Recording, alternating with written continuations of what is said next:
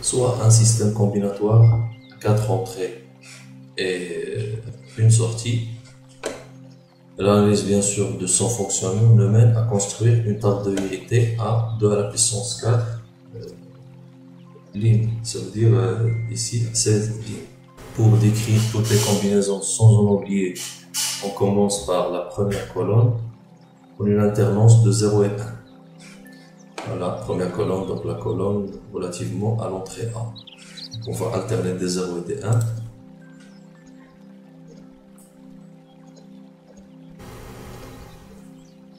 Ensuite, pour la deuxième colonne, on alterne 2 0 puis 2 1 pour l'entrée B. On alterne pour l'entrée C 4 0 et 4 1. Et enfin, pour la dernière, on alterne 8 0 puis 8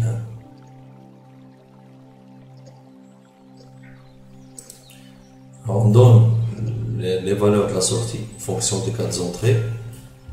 L'analyse du fonctionnement souhaité nous permet de donner l'état de la sortie pour chaque combinaison d'entrées. Le tableau de Carnot est un outil permettant de trouver l'équation simplifiée de la sortie. Il n'est que la reproduction de la table de vérité dans un autre ordre. Alors le tableau se remplit par l'état de S pour chacune des combinaisons d'entrées. Alors par exemple pour la première 0 0 0 0. Donc il faut lire dans cet ordre, dans le même ordre que celui du tableau de Carnot. Donc 0 0 0 0 c'est 1. Alors il faut mettre un 1 ici. Première valeur 0 0 0 0, ça donne un 1. Ensuite la deuxième valeur 0 0 0 1, c'est un 1. Ensuite la troisième valeur 0 0 1 0, c'est un 0. Ensuite la valeur suivante 0 0 1 1, c'est un 0. Et ensuite la valeur après 0 1 0 0, c'est un 1. Après 0 1 0 1, c'est un 1. 0 1 1 0, c'est un 1. 0 1 1 1, c'est un 1. 1 0 0 0, c'est un 0. 1 0 0 1, c'est un 0. 1 0 1 0, c'est un 1. 1 0 1 1, c'est un 0. 1 1 0 0 0. 1 1 0 1 0. 1 1 1 0 1. Et enfin 1 1 1 1, c'est un 1. Voilà, donc le tableau est rempli. L'étape suivante, il reste maintenant à regrouper les uns par le minimum de paquets de 2 à la puissance n cases les plus grands possibles. Donc la règle est la suivante, il faut regrouper des 1 à une puissance de 2. Mais il faut que ça soit le nombre de 2 à la puissance n, il faut que ce soit le plus grand possible. Et il faut faire le minimum de groupes. Donc le minimum possible, par exemple ici on a 4, là on a 4, là on a 1. Donc par exemple je peux faire, normalement je peux faire ça, je peux prendre 2. Mais bien sûr c'est pas le maximum. Pourquoi? Parce que je peux aussi prendre 4. Alors si je prends 4 ici, là je peux prendre aussi 4. Alors là le maximum c'est 4, je ne peux pas prendre plus que ça. Il me reste un 1 ici. Normalement le 1 je peux le prendre seul, mais il faut que ça soit le maximum possible. Alors je peux prendre un 1. Pourquoi? Parce que j'ai le droit d'utiliser les mêmes valeurs 2 fois. Donc voilà, c'est ce qu'on va faire. Pas de groupe de 16 cases bien sûr possible, pas de groupe de 8, mais seulement de 4. On peut construire des regroupements à 4.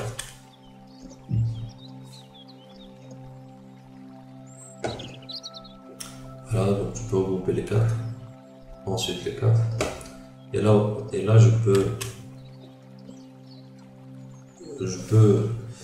celui-ci sera possible mais inutile car les 1 sont déjà pris, on dit qu'il est redondant. Donc ça c'est un groupe de plus, et on a dit qu'il faut chercher le minimum de nombre de regroupements, le minimum. Mais pour chaque regroupement il faut chercher le maximum possible de 1. Donc on peut le faire, mais c'est inutile. Donc c'est un groupe, ou bien c'est un regroupement inutile, puisqu'on a déjà regroupé les deux 1 ici et deux 1 là, dans le regroupement rouge et vert. Donc inutile. Donc, on va le supprimer. Il nous reste un 1 ici. Au lieu de regrouper un seul, je regroupe les deux. Enfin, le dernier 1 peut être inclus dans un groupe de 2 classes. Alors maintenant, on passe à l'écriture des équations. Quelle équation résulte de ce groupe?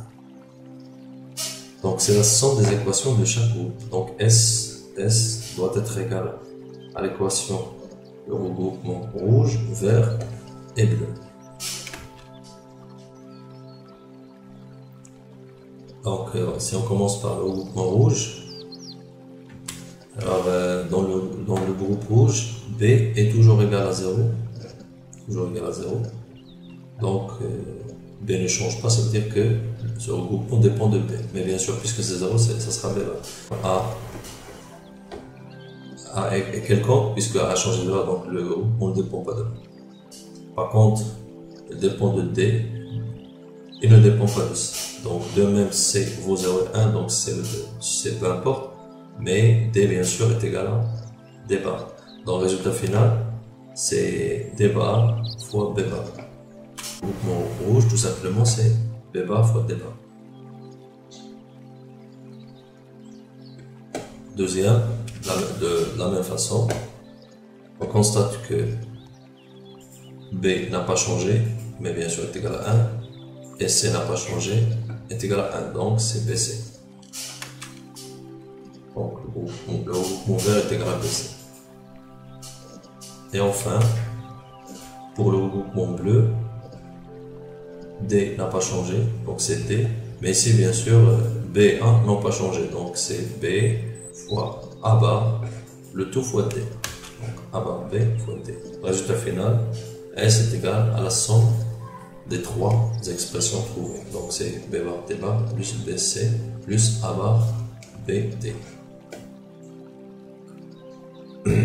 Un autre exemple, on vous donne les 4 entrées, les valeurs des 4 entrées en code binaire naturel et F la sortie en fonction de ABC.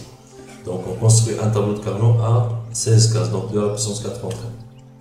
Donc le code binaire réfléchit 0, 0, 0, 1, 1, 1, 1, 0. La même chose ici, 0, 0, 0, 1, 1, 1, 1, 0. Normalement le plus simple c'est de commencer par les 1. Puisque le reste ce sont des 0, donc on va commencer par les 1. Donc, le 1 ici correspond à 0, 0, 1, 1. Donc 0, 0, 1, 1 est égal à 1. Deuxième, 0, 1, 0, 1. 0, 1, 0, 1. Troisième, 0, 1, 1, 0. 0, 1, 1, 0. Le suivant, 1, 0, 1, 1. 1, 0, 1, 1. 1, 0, 1, 1. Le dernier, 1, 1, 1, 0. 1, 1, 1, 0. Et bien sûr, les autres valeurs, ce sont des zéros. Donc, on complète les autres zéros. Et après, on regroupe. On voit que des zéros. L'expression de f à partir de la table de vérité. On va écrire f directement à partir de la table de vérité. Donc, pour cette valeur, f est égal à a bar b bar cd. Valeur égale à 0.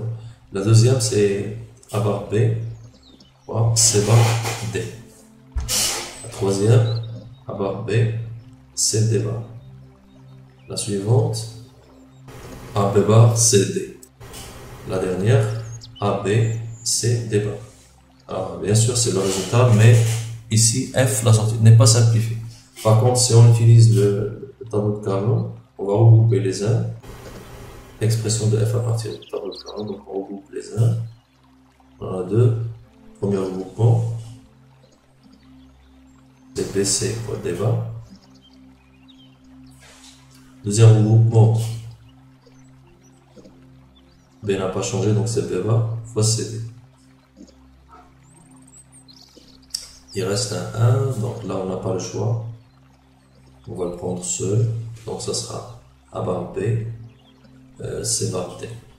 Comparer les deux résultats, bien sûr, le deuxième est plus simple. L'effet de tableau de Carnot permet de simplifier ou bien d'obtenir le résultat le plus simple possible.